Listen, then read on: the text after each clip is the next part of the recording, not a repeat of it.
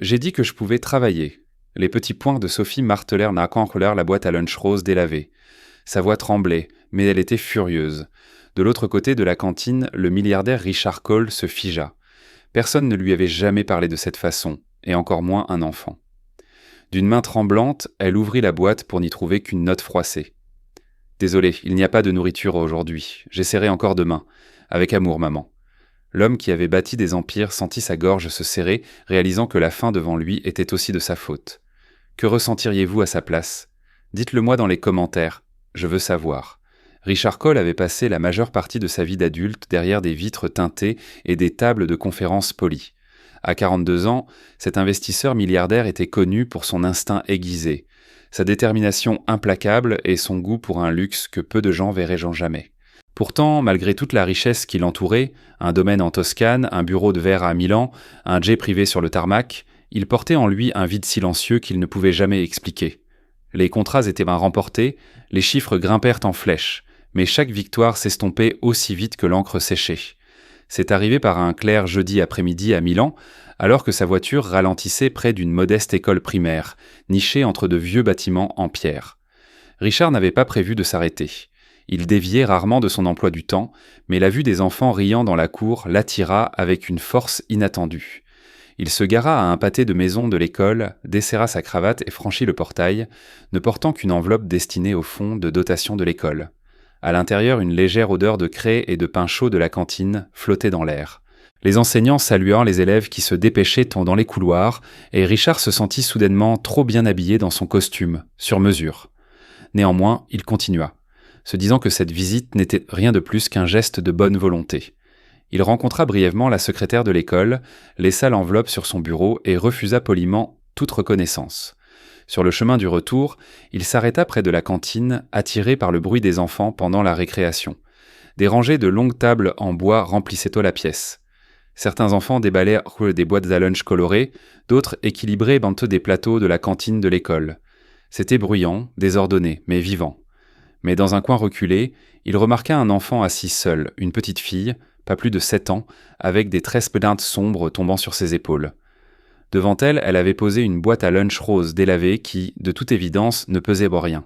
Au lieu de manger, elle jouait méticuleusement, disposant des assiettes invisibles, versant des boissons imaginaires et parlant doucement, comme si elle accueillait des invités dans un restaurant raffiné. Richard s'arrêta. La scène était à la fois touchante et déchirante. Il s'approcha. Ses chaussures cirées claquaient doucement sur le carrelage. La jeune fille leva les yeux, d'abord surprise, puis sourit avec un éclat qui le désarma. « Bienvenue, monsieur, » dit-elle sérieusement, joignant ses petites mains. « Souhaitez-vous une table ?»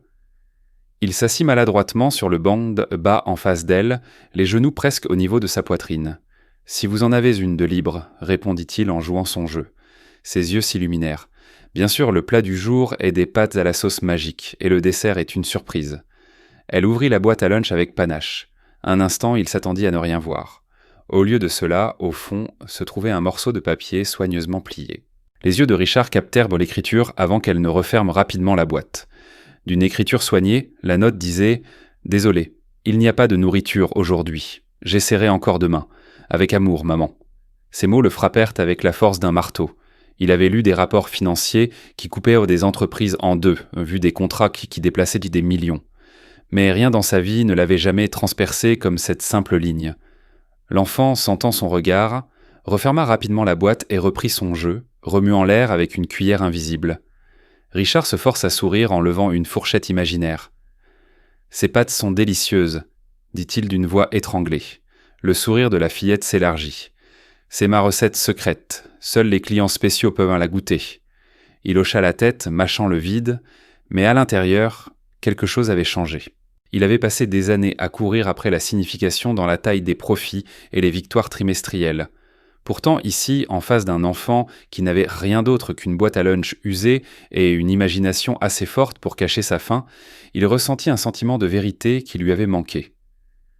La pièce autour d'eux s'estompa. Il n'entendait plus le cliquetis des plateaux ni le bavardage des autres enfants.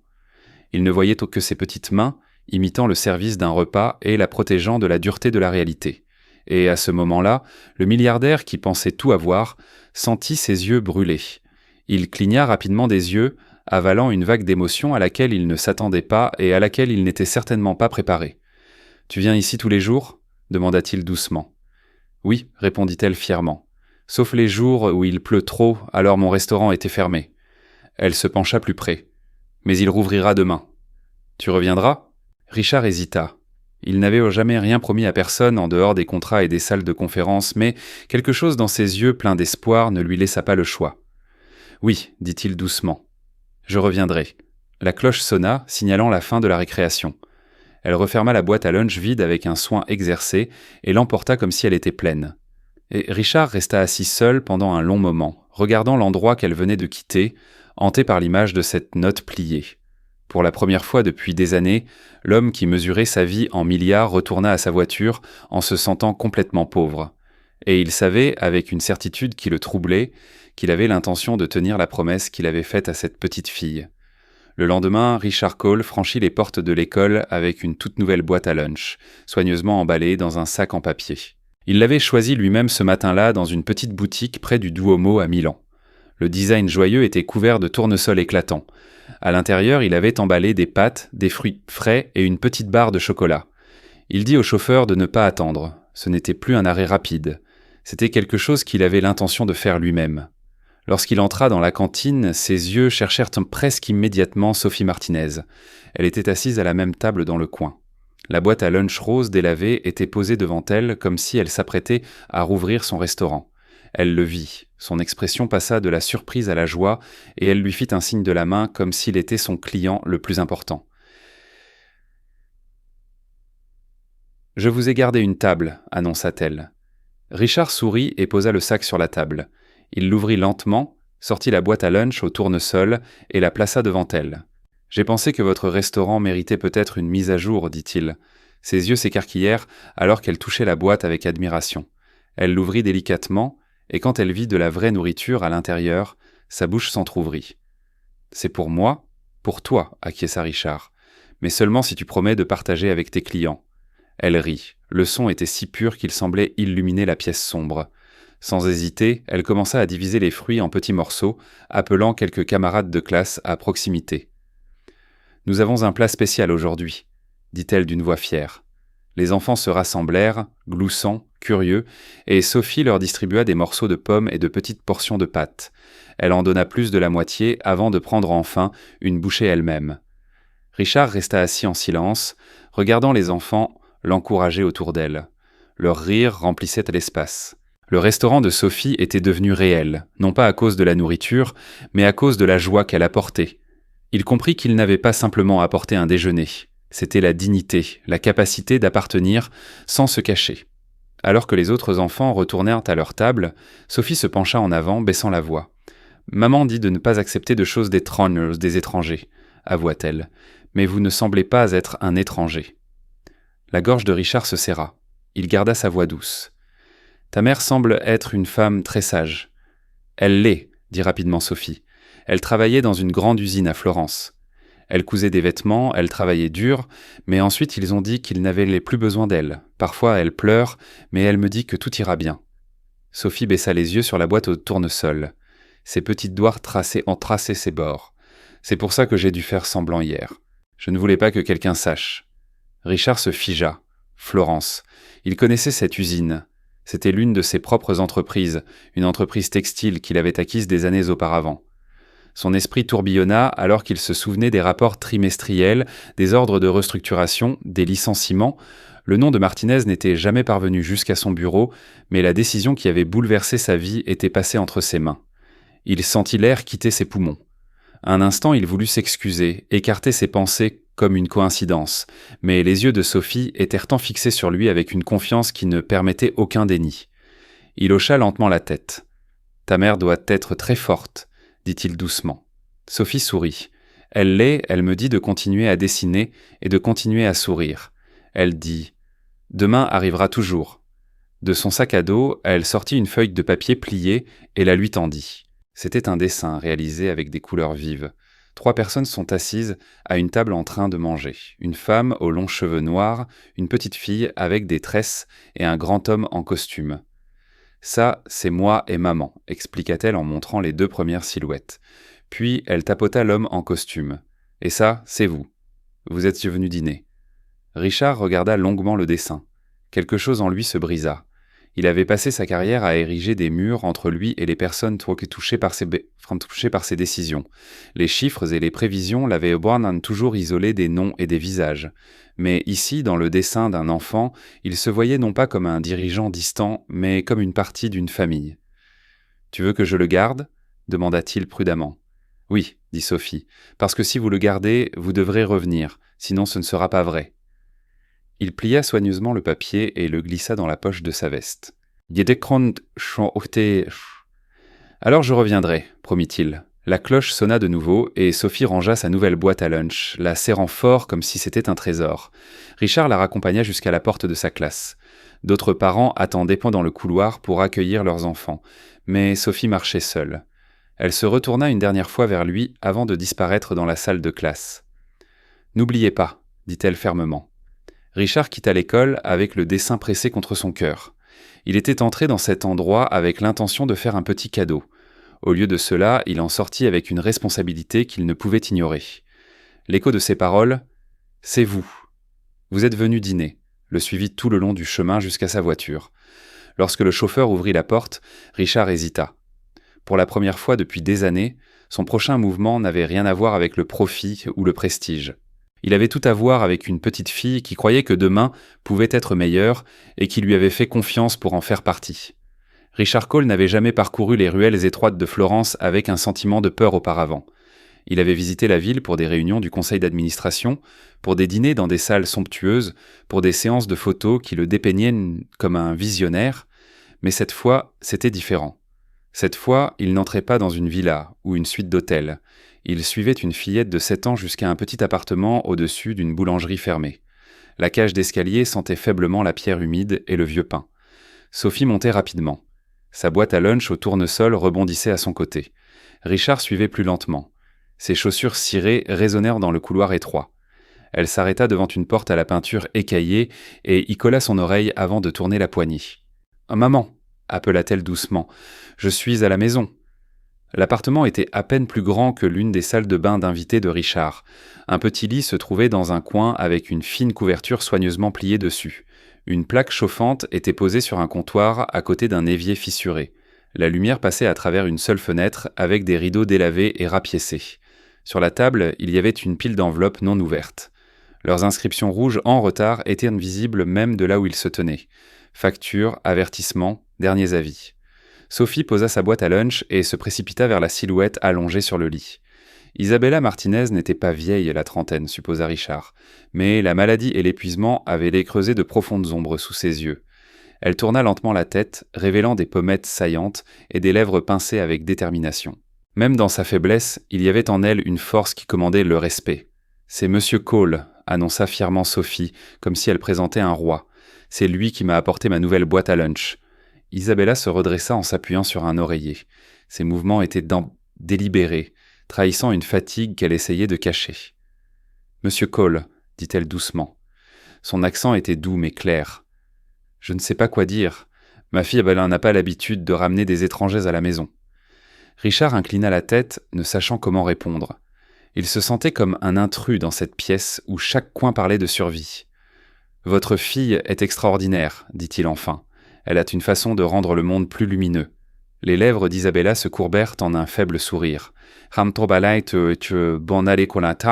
porte plus qu'un enfant ne le devrait, mais elle nous maintient toutes les deux debout. » Ses yeux se tournèrent vers Sophie, qui déballait son matériel de dessin sur le sol, comme si de rien n'était. Richard hésita avant de reprendre la parole. « Sophie m'a dit que vous travailliez à Florence dans une usine de textile. » Un instant, quelque chose traversa le visage d'Isabella. De la douleur, de la fierté, peut-être les deux. « Oui, dit-elle simplement. J'y ai travaillé pendant 11 ans. Ma mère y travaillait avant moi. Nous pensions que c'était sûr, mais ensuite les commandes ont ralenti. Le directeur a dit que les coûts étaient trop élevés. Et un jour, ils nous ont rassemblés dans la salle de repos. Ils ont lu des noms sur une liste. Le mien en faisait partie. » Ces mots étaient instables, mais Richard entendait le poids en dessous. Il connaissait cette liste. Il avait signé la directive lui-même. Il se souvenait de la réunion à Rome, des conseillers insistant sur les réductions, des graphiques qui faisaient apparaître cela comme le seul choix logique. Pour lui, c'était non des chiffres dans un tableur. Pour elle, c'était la destruction d'une vie. « Je suis désolé », murmura-t-il, bien que les mots semblèrent pitoyablement petits. Isabella eut un petit rire sec, pas cruel, mais résigné. « Les regrets ne paieront pas le loyer, monsieur Cole. Les regrets ne gardent pas les lumières allumées. Mais je ne demande pas la pitié. J'ai trouvé d'autres emplois quand je le pouvais. Nettoyer des bureaux la nuit, raccommoder des vêtements pour les voisins. Ce n'était jamais assez, mais c'était quelque chose. Quand je suis tombée malade, eh bien, Sophie a appris à faire plus pour elle-même. C'est la partie la plus difficile. Regardez votre enfant porter un fardeau qu'elle n'aurait jamais dû connaître. » Richard sentit l'air s'alourdir. Ses yeux tombèrent sur la boîte à lunch que Sophie avait soigneusement placée sur la table. Les tournesols vifs brillaient d'un an dans la pièce sombre. Elle semblait presque déplacée dans un tel environnement, comme un éclat d'espoir au milieu de la défaite. Il comprit alors que le petit cadeau qu'il avait apporté avait initié quelque chose de bien plus grand qu'il ne l'avait prévu. « Pourquoi n'avez-vous pas demandé d'aide » demanda-t-il à voix basse. Isabella se redressa légèrement. « Parce que l'aide vient toujours avec des conditions. Parce que les gens vous regardent différemment une fois qu'ils savent que vous ne pouvez pas vous débrouiller seul. Je voulais que Sophie croie que sa mère était forte, pas brisée. » Richard déglutit difficilement. Il pensa au dîner de gala qu'il organisait, aux œuvres de charité qu'il soutenait en signant des chèques autour d'un vin coûteux. Il se disait qu'il faisait le bien. Mais ici, dans cet humble appartement, il voyait les visages derrière les statistiques qu'il avait traitées comme des abstractions.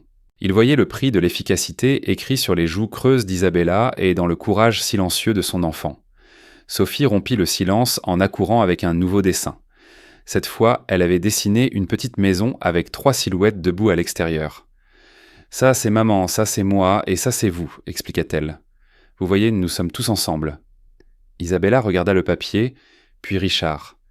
Ses yeux se plissèrent légèrement. « Vous la connaissez depuis seulement 2 jours, et elle vous dessine déjà dans notre vie. Les enfants ne voient donc pas le monde comme les adultes. Ils croient en ce qu'ils ressentent, pas ce qu'ils calculent. » Richard soutint son regard sans ciller. « C'est peut-être ce que nous avons oublié. Peut-être que les enfants ont raison plus souvent que nous ne l'admettons. » Pendant un long moment, personne ne parla. Le poids des questions non posées flottait dans la pièce. Richard voulait lui dire la vérité, qu'il n'était pas un simple visiteur, pas juste un homme riche qui était tombé par hasard dans leur monde. Il voulait avouer que la décision qui lui avait coûté son emploi portait son nom au bas de la page, mais les mots restaient encoincés dans sa gorge. S'il lui disait maintenant, cela briserait-il la confiance fragile qui se formait ? Il regarda de nouveau Sophie contre le dent Keta Ossoe, qui fredonnait doucement en coloriant le toit de la petite maison. L'innocence de ses mouvements ne fit qu'approfondir sa détermination. Il ne pouvait pas annuler le passé, mais il pouvait choisir ce qui allait suivre. « Je ne veux pas être un autre étranger qui disparaît, » dit-il enfin. « Je veux aider non pas par charité, mais par engagement. Votre fille ne mérite plus que des promesses vides. » Isabella l'étudia attentivement, pesant ses mots. La fierté luttait avec le besoin sur son visage. Finalement, elle hocha la tête, bien que sa voix restât ferme. « Aidez-la d'abord. Si vous pouvez faire ça, alors nous verrons. » Cette nuit-là, alors que Richard quittait le petit appartement, l'air de Florence semblait différent. La beauté de la ville avait toujours résidé dans ses cathédrales majestueuses, ses musées, sa riche histoire. Mais maintenant, pour lui, sa signification était liée à un appartement délabré au-dessus d'une boulangerie, à une mère luttant pour tenir bon et à une petite fille qui croyait qu'une boîte à lunch au tournesol pouvait contenir un festin. Il marcha dans la nuit, portant le dessin de Sophie, soigneusement plié dans sa poche, et la lourde connaissance que le prix de ses décisions avait un nom, un visage et une famille qu'il ne pouvait plus ignorer. La semaine suivante, Richard Cole entra dans le hall de marbre du siège de son entreprise à Rome avec un poids sur la poitrine qu'il ne pouvait plus ignorer. Son conseil d'administration attendait à l'étage, impatient de discuter des bénéfices trimestriels et des nouvelles acquisitions. Mais Richard n'avait qu'une seule pensée en tête. Isabella Martinez et sa fille Sophie. Le petit appartement à Florence, la pile de factures impayées, le regard dans les yeux d'Isabella lorsqu'elle parlait de son emploi perdu. Ils étaient devenus plus réels pour lui que les bilans étalés sur son bureau. La salle de réunion était lumineuse et polie. Une longue table en verre était entourée d'hommes et de femmes en costume sur mesure. Ils se levèrent à son entrée, puis se rassirent rapidement au début de la réunion. Pendant des années, Richard avait commandé ses sessions avec précision. Chaque mot était mesuré pour son efficacité, mais aujourd'hui sa voix portait quelque chose de différent. « Nous devons revoir les licenciements à Florence », commença-t-il sans préambule. « Surtout ceux qui ont eu lieu dans la division textile. » Un murmure parcourut la pièce. Un directeur se pencha en avant. Son ton était sec. Cette décision nous a fait économiser des millions. L'usine était sous-performante. Nous ne pouvons pas nous permettre de l'annuler. Les yeux de Richard étaient en ferme. Peut-être que cela a économisé de l'argent, mais cela a détruit des vies. Des gens qui ont donné des années de service ont été renvoyés comme des chiffres sur un graphique. J'ai signé cet ordre et j'ai l'intention de le corriger. Un autre directeur secoua la tête. « Richard, ce n'est pas personnel, c'était des affaires. Si nous commençons à réexaminer chaque décision par sentimentalisme, nous perdrons la confiance des investisseurs. » L'ancien Richard aurait peut-être été d'accord, mais l'image du dessin de Sophie brûlait dans sa poche comme une marque au fer rouge. Il se pencha en avant. Sa voix était ferme. « C'est personnel. » Et c'est justement ça, le problème.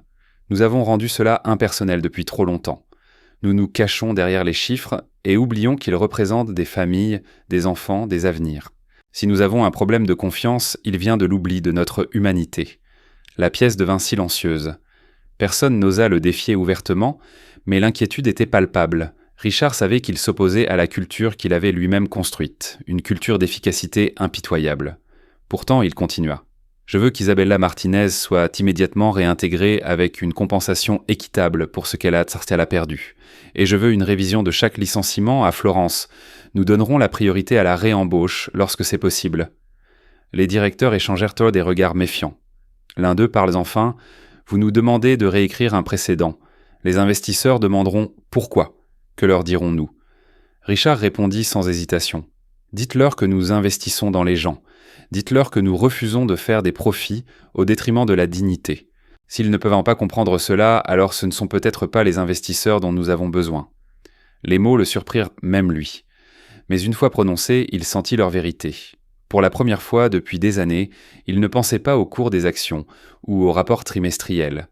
Il pensait à Sophie ouvrant sa boîte à lunch et ne trouvant rien à l'intérieur. Le conseil résista pendant des heures, argumentant sur les risques et mettant en garde contre des révoltes d'actionnaires. Richard écouta, mais sa détermination ne faiblit jamais. À la fin de la réunion, les premières mesures étaient lancées. Un nouveau poste serait offert à Isabella à Florence, un poste qui correspondait à ses compétences et reconnaissait sa loyauté. Et plus important encore, Richard avait planté la graine du changement au sein de l'entreprise elle-même. Cette nuit-là, il se rendit personnellement à Florence pour annoncer la nouvelle. Isabella ouvrit la porte. Son expression était méfiante. Sophie accourut, agitant sa boîte à lunch au tournesol. Son visage s'illumina en le voyant. « Tu es de revenu, dit-elle, comme si elle n'en avait jamais douté. » Richard s'accroupit pour être à sa hauteur. « Je l'avais promis, n'est-ce pas ?» Puis il se tourna vers Isabella. « J'ai parlé au conseil. Tu vas retrouver ton travail, mais pas seulement ça. Nous mettons en place de nouvelles règles pour que ce qui t'est arrivé ne se reproduise plus. » Le visage d'Isabella se durcit. « Pourquoi fais-tu ça ? Par culpabilité, par charité ?» Richard secoua la tête. « Par responsabilité, par respect. Tu méritais mieux et je t'ai laissé tomber. Il ne s'agit pas de pitié, il s'agit de redresser les torts. » Un instant, elle ne dit rien, l'étudiant de ses yeux fatigués. Puis elle hocha lentement la tête, bien que la fierté résonnât encore dans sa voix. « Je ne veux pas de faveur, je veux le mériter. »« Tu l'as déjà mérité, dit doucement Richard. « Il est temps pour nous de le reconnaître. » Dans les semaines qui suivirent, Richard alla plus loin. Il lança un programme appelé « Un déjeuner pour chaque enfant », garantissant à chaque élève des écoles publiques de Florence un repas gratuit chaque jour. Ce qui avait commencé avec une seule boîte à lunch s'était transformé en une initiative à l'échelle de la ville. Et bientôt, d'autres régions suivirent l'exemple. Les journaux écrivirent sur le milliardaire qui avait changé de cap, sur l'homme autrefois connu pour son efficacité impitoyable qui parlait maintenant ouvertement de responsabilité et de compassion. Dans la cantine de l'école, Sophie ne s'asseyait plus seule, prétendant servir un repas invisible. Elle devint la première enfant à aider à distribuer les nouveaux déjeuners, tendant fièrement les assiettes à ses camarades de classe. Richard rendait souvent visite, non pas comme un bienfaiteur faisant un spectacle de générosité, mais comme un homme apprenant simplement à être présent. Un après-midi, elle lui apporta un nouveau dessin. Cette fois, la table était plus longue, remplie d'enfants mangeant ensemble. Elle s'était dessinée à la tête, sa mère à ses côtés et Richard à l'autre bout, souriant. « Maintenant tout le monde peut manger », expliqua-t-elle. Richard sentit quelque chose s'agiter dans sa poitrine, quelque chose qu'aucune victoire commerciale ne lui avait jamais procuré. Ce n'était pas de la fierté, c'était un sentiment d'appartenance. Le conseil continuait de grogner, les investisseurs continuaient de poser des questions, mais Richard ne s'en souciait plus de la même manière. Il avait vu à quoi ressemblait la vraie richesse. Pas dans les registres comptables, mais dans l'éclat des yeux d'un enfant quand elle sait que demain apportera de la nourriture, et non une note d'excuse. Un soir, en quittant l'usine de Florence après une longue journée, des ouvriers s'arrêtèrent pour lui serrer la main. Certains semblaient sceptiques, d'autres reconnaissants, mais tous reconnaissaient que quelque chose avait changé. Il ne se cachait plus derrière des murs de verre. Il était là, parmi eux, portant la même atmosphère de responsabilité qu'ils avaient toujours portée. Et quand il retourna au petit appartement au-dessus de la boulangerie, Isabella le rencontra à la porte avec une force tranquille. « Tu as changé plus que ma vie, » dit-elle simplement. « Tu as changé l'avenir de ma fille. » Richard hocha la tête, confus. C'est elle qui a changé le mien d'abord. C'était la vérité qu'il portait maintenant, partout avec lui. Pas les chiffres, ni les gros titres, mais le souvenir d'une boîte à lunch vide et la promesse de la remplir, non seulement pour un enfant, mais pour beaucoup. Le printemps arriva lentement à Florence, apportant avec lui un sentiment de renouveau que Richard Cole n'avait jamais connu auparavant. Pendant des années, son calendrier avait été marqué par des appels de résultats, des voyages d'affaires et des bilans trimestriels. Maintenant, ces journées se mesuraient en moments plus petits. Le son du rire de Sophie dans la cour de l'école, la voix d'Isabella devenant plus forte chaque semaine. Un rythme de vie ordinaire qui n'était plus une question de contrôle, mais de présence. Isabella avait accepté son nouveau poste à l'usine, cette fois pas derrière une machine à coudre, mais à un poste de direction. Richard avait insisté, non pas comme un cadeau, mais comme une reconnaissance de la loyauté et du savoir-faire qu'elle avait déjà prouvé. Au début, elle avait résisté, soupçonnant une charité déguisée en formalité, mais avec le temps, elle comprit qu'il pensait ce qu'il disait. Elle l'avait mérité bien avant qu'il n'entre dans sa vie. Chaque matin, elle se rendait au travail, la tête haute, ses pas plus fermes. Sa voix portait plus d'autorité. Les mêmes ouvriers qui l'avaient autrefois vue comme une autre victime des licenciements la regardaient maintenant comme quelqu'un qui était revenu plus fort. Sophie s'épanouissait dans son propre monde. Ne se cachant plus dans un coin de la cantine, elle était devenue l'hôtesse non officielle du nouveau programme de repas, accueillant camarades de classe et enseignant comme si toute l'initiative était son idée personnelle. Elle portait fièrement sa boîte à lunch au tournesol, bien qu'elle soit maintenant remplie de vraie nourriture chaque jour. Parfois, puis elle jouait encore à son jeu de restaurant, mais cette fois, elle avait de vraies assiettes à servir, et elle les partageait avec joie. Ses professeurs remarquèrent marquer sa confiance, son désir d'apprendre et sa capacité à attirer les autres dans son orbite. Elle n'était plus l'enfant silencieuse qui faisait semblant. Elle dirigeait et s'épanouissait. Richard se retrouva à s'immerger plus profondément dans leur vie, de manière imprévue. Il cessa de considérer ses visites comme des obligations et commença à les voir comme des ancrages. Les dîners à la petite table de cuisine d'Isabella devinrent le clou de sa semaine. La nourriture était parfois simple, de la soupe, du pain, des légumes frais du marché voisin, mais il portait une chaleur qu'il n'avait jamais connue dans les salles à manger de ces domaines. Sophie racontait des histoires avec de grands gestes. Isabella écoutait avec une patience amusée. Et Richard découvrit la beauté tranquille de la simple présence. Un soir, Sophie lui tendit un autre dessin. Cette fois, il montrait une maison avec 3 fenêtres et un jardin devant. À l'intérieur de la maison se trouvaient pendant 3 silhouettes, une femme, une jeune fille et un homme en costume sans mallette. Elle les avait dessinées se tenant la main. « C'est nous », expliqua-t-elle comme une évidence. « C'est notre maison, quand nous sommes tous ensemble. » Richard regarda le dessin plus longtemps qu'il ne l'aurait voulu. Sa gorge se serra. Ce n'était pas un avenir qu'il avait jamais imaginé pour lui-même. Mais dans les couleurs vives de l'imagination d'un enfant, il vit une vérité qu'il ne pouvait plus nier. Il se sentait ratié déjà comme une famille. Isabella remarqua le regard dans ses yeux et parla prudemment. « Tu as fait plus que ce que quiconque aurait pu attendre. Tu as redonné espoir à Sophie. Tu m'as rendu ma dignité, mais tu ne nous dois plus rien. » Richard secoua la tête. Il ne s'agit pas d'une dette, il s'agit de vouloir rester, de choisir de rester. Elle le regarda en silence comme si elle pesait s'il fallait le croire. Pendant des années, elle avait porté seule le fardeau de la survie, ne faisant confiance à personne d'autre qu'à elle-même. Laisser quelqu'un d'autre entrer dans ce cercle n'était pas facile, mais la façon dont Sophie s'accrochait à lui, la façon dont ses yeux s'illuminaient quand il arrivait, l'avaient déjà inscrit dans leur histoire. Alors que les semaines se transformaient en mois, ils trouvèrent tous les trois un rythme. Richard apprit à faire les courses, à assister aux présentations scolaires de Sophie, à se promener avec Isabella dans les rues de la ville sans garde du corps ni presse. Il découvrit qu'il pouvait trouver de la joie dans les actions les plus ordinaires. Aider Sophie avec ses devoirs, monter le linge dans les escaliers de l'appartement, écouter Isabella parler de ses idées pour améliorer les conditions à l'usine. Pour la première fois de sa vie, son identité n'était pas mesurée par des titres ou des comptes bancaires, mais par la plénitude de sa présence. Un après-midi, alors que le soleil printanier inondait la fenêtre, Sophie glissa une note pliée dans sa boîte à lunch. Au dîner, elle la tendit à Richard avec un sourire timide. Il l'ouvrit et lut « Merci d'être là. Maintenant, tu fais partie de notre famille. » Ses yeux s'embuèrent avant même qu'il ait pu finir de lire les mots. Il avait pleuré avant, debout dans la cantine, devant la boîte à lunch vide d'une petite fille, mais cette fois, les larmes venaient d'apparaître de la plénitude. Il tendit la main pour prendre la sienne, puis celle d'Isabella. « Je ne mérite pas ça, murmura-t-il. La voix d'Isabella était le ferme. « Tu n'as pas besoin de le mériter. Tu as juste besoin de continuer à le choisir. » Richard hocha la tête, submergé par la simplicité de cela. Pendant si longtemps, il avait cru que la vie consistait à gagner, à prouver, à conquérir. Mais ici, avec la note d'un enfant et le regard stable d'une femme, il comprit que l'amour ne se méritait pas. Il s'agissait de rester.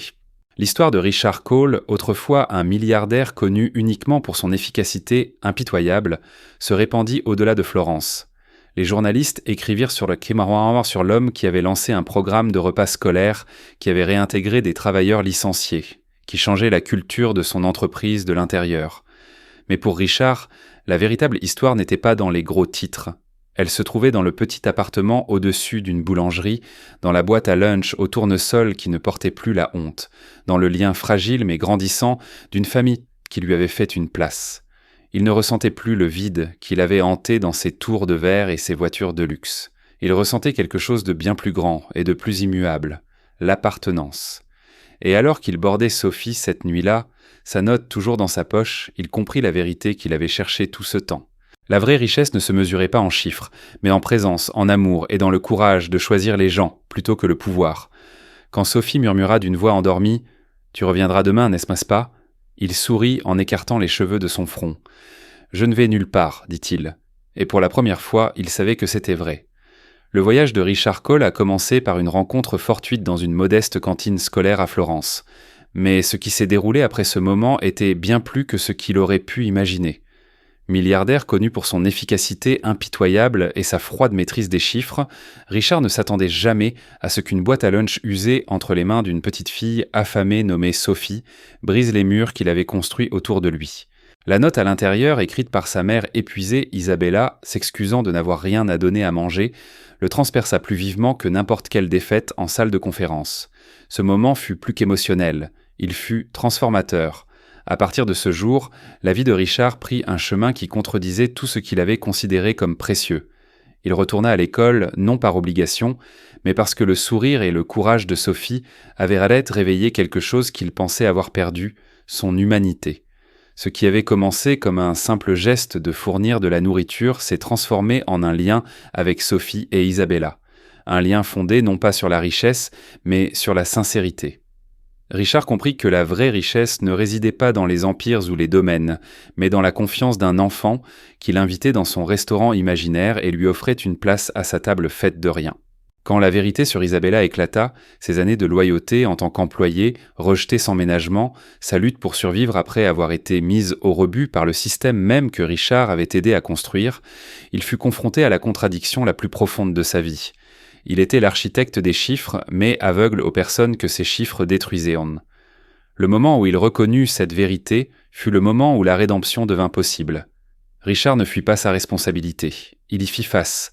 Il choisit non seulement de restaurer la dignité d'Isabella avec un travail équitable, mais aussi de changer la culture même de son entreprise, prouvant que les affaires peuvent et doivent servir l'humanité. Et de là naquit quelque chose d'encore plus grand. Un programme qui assurait des repas aux enfants qui, autrement, auraient pu avoir faim. Une communauté relevée non pas par la charité, mais par la reconnaissance que la dignité commence par les rêves, la nourriture, le travail et l'espoir. Sophie, la petite fille à la boîte à lunch vide, devint l'étincelle d'un mouvement qui se propagea bien au-delà de sa cour d'école. Richard, autrefois un homme qui ne mesurait le succès qu'en profit, découvrit un héritage bien plus précieux. Des vibres changées pour le mieux parce qu'il avait enfin vu les visages derrière les chiffres.